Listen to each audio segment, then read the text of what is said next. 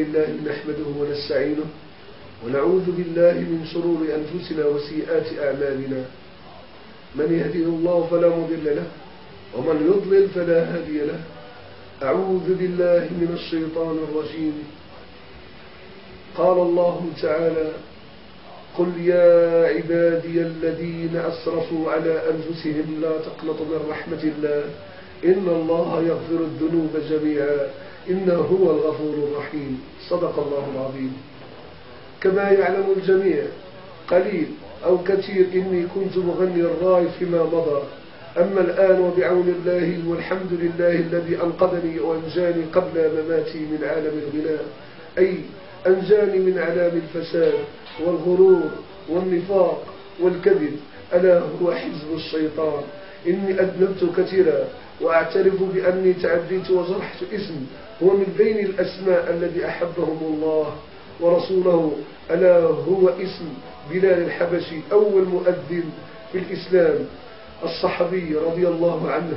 وأسعى وأطلب كثيرا المغفرة والرحمة من الله عز وجل، وأن يتوب عني وأن يتجاوز عن المعاصي والأخطاء والذنوب التي اقترفتها. لقد دخلت على موطناء وأنا جاهل مما ينتظرني من مصائب ومتاعب وعناء، ألا هو عدم الارتياح القلب. لقد تعلمت من الغناء شرب الخمر والتدخين والفساد والرياء والكذب والنفاق. قال الله تعالى: ومن الناس من يشتري لهو الحديث ليضل عن سبيل الله. صدق الله العظيم. الغناء والموسيقى حرام، حرام لا نقاش ولا تجادل في ذلك. مال الغناء حرام، أكله حرام، شربه حرام، التصدق به حرام، لأن الله طيب لا يقبل إلا طيبا. قال رسول الله صلى الله عليه وسلم: ليكونن من أمتي أقوام يستحلون الحرى والحرير والخمر والمعازف. قصة توبتي كالتالي: لقد مات أبي وتركني في الأحوال الغناء والمعاصي. حين مات أبي أحببته كثيرا وكنت أزوره في القبر عدة مرات.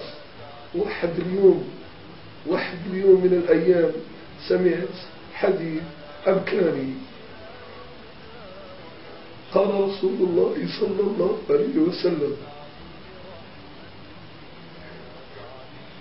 إذا مات ابن آدم انقطع عمله إلا من ثلاث: صدقة جارية أو علم ينتفع به أو ابن صالح يدعو له.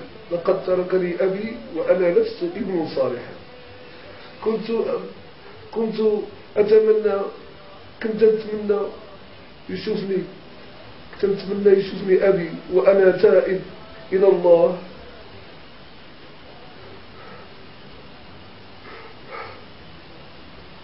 كنت أتمنى يشوفني أبي وأنا تائب إلى الله.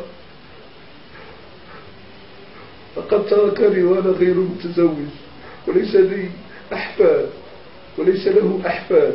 كنت أتمنى يشوفني وأنا تائب وأنا متزوج ولدي طفل، لكن الغالب الله يرحمه ويوسع عليه. كان رجلا طيبا.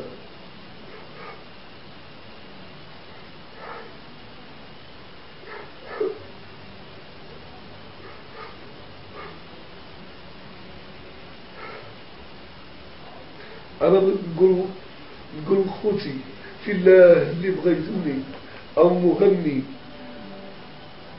أو أنا بغيت نقول خوتي في الله اللي بغى يغني أو مغني